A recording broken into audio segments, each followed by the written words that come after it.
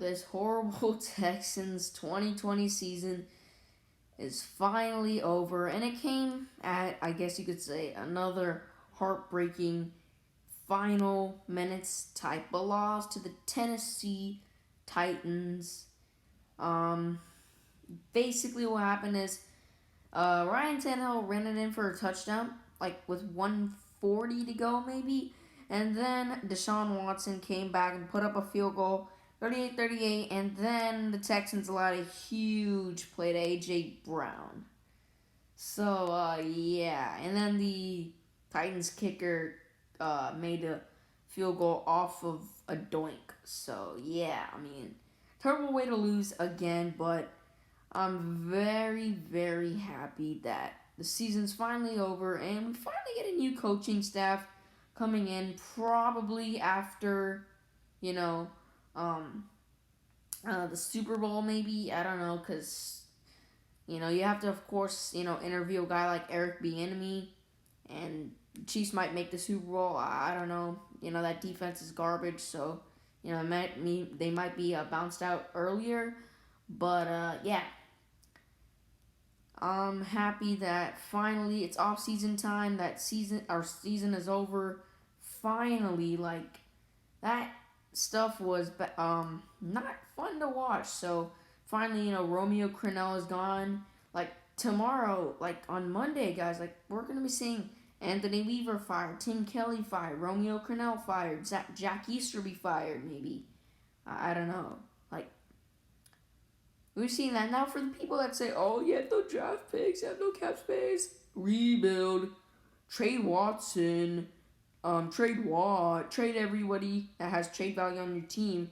No, Texans don't have to rebuild. Texans are fine. We have 8 draft picks. We have, I wouldn't say a bunch of cap space, but we definitely have enough cap space. And we could free some up as well, getting rid of Watt, getting rid of McKinney, getting rid of Cobb, getting rid of Eric Murray, getting rid of what's his name, Merciless, David Johnson. Like there's so many moves you could make to free up cap space. So yeah, we have plenty of cap space.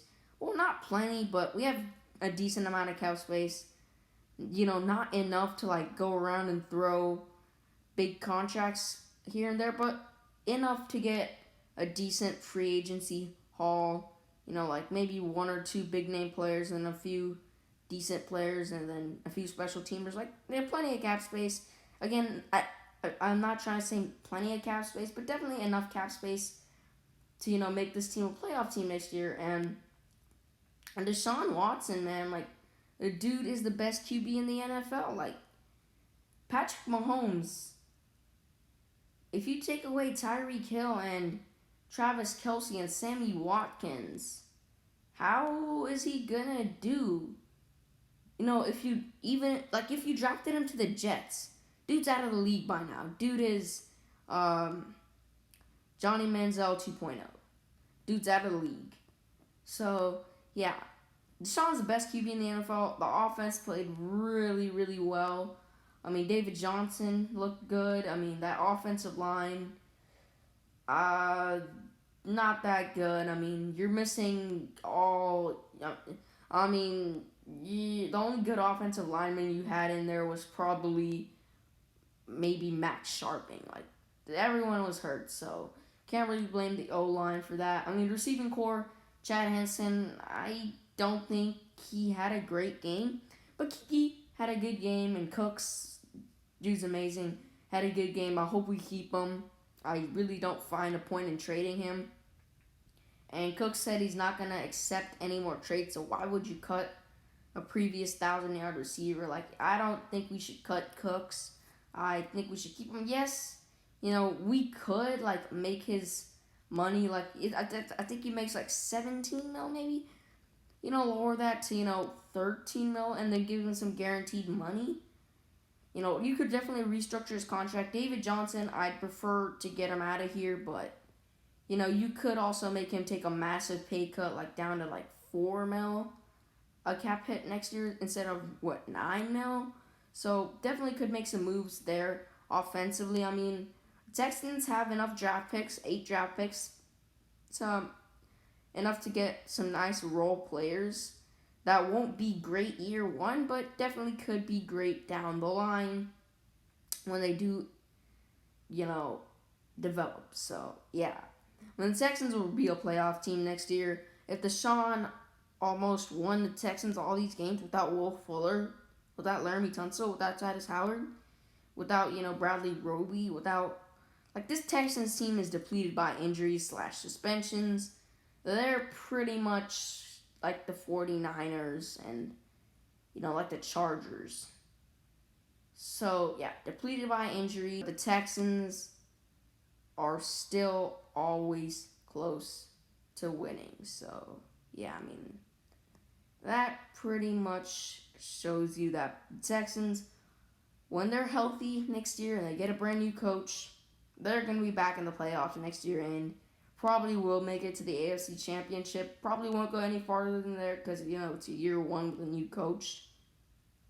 So, yeah, but the Texans' future is bright. I mean, this defense is garbage. You need to get a better interior defense.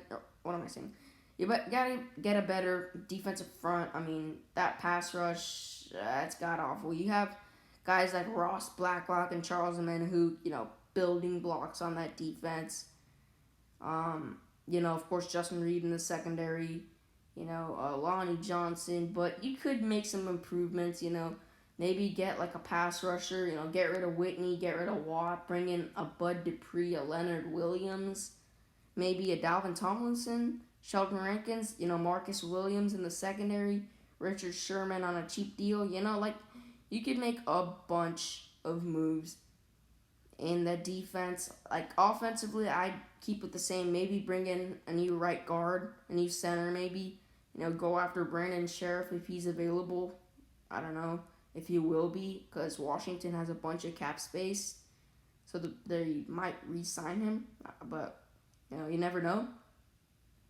So, yeah, I mean, the Texans are gonna be back in the playoffs next year. Everyone that's saying, oh, trade Watson, trade him to the Bears, the Panthers, the Colts, the Falcons, New England, like, stop. We're not trading our franchise QB because of one bad season without a coach. So, yeah. Texans, I mean, there are a bunch of coaching options. I mean, of course, Matt Eberflus would be a good option. Eric Bieniemy, Joe Brady, Brian Daboll, other guys, yeah. Maybe go after like a guy like Lincoln Riley.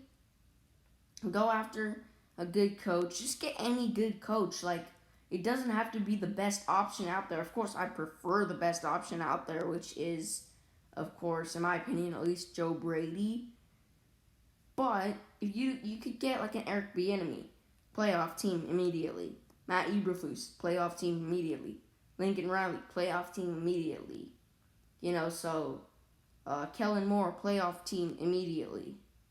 So, yeah, Texans, just make a good coaching hire. And this team is back in the playoffs. If you hire more on like an Adam Gase, which they won't, I'm pretty sure Adam Gase after a 2-14 season will not get a coaching job. Maybe as like an assistant or something. Same with Bill O'Brien. I think Bill O'Brien might get a coaching job as an assistant, maybe an OC. I don't know. But, if you hire more on like an Adam Gates or Robert Saleh, what's his name? Matt Patricia, then it might be more of the same. But all you have to do is just get a decent coaching hire. A good coaching hire. Like, it doesn't have to be Joe Brady, like I said. It doesn't have to be the perfect guy. All it has to be is just a good coach. Team's back in the playoffs. Of course, you prefer to get the best guy. But if the best guy isn't available, go after a good guy. Like, don't settle on a Matt Patricia and hire a coach early. Like, no, wait until, you get the guys that you want, you can interview them. If they don't want to come here, which I doubt it, because in my opinion, this is the best coaching job because you have Watson. Of course, the Chargers and Falcons aren't far behind because they have talented teams as well. But definitely, I think the best coach would want to come here more than anywhere else. But yeah, I mean, all the Texans have to do is get the right coaching hire back in the playoffs. So everyone that's saying, "Oh, 5-year rebuild won't be relevant until the next 3 years. Might as well trade Watson." Yeah, shut up. We're making the playoffs next year, almost guaranteed. Just if you make the coaching hire right. But yeah, that's pretty much it for my video. See you guys in my next video.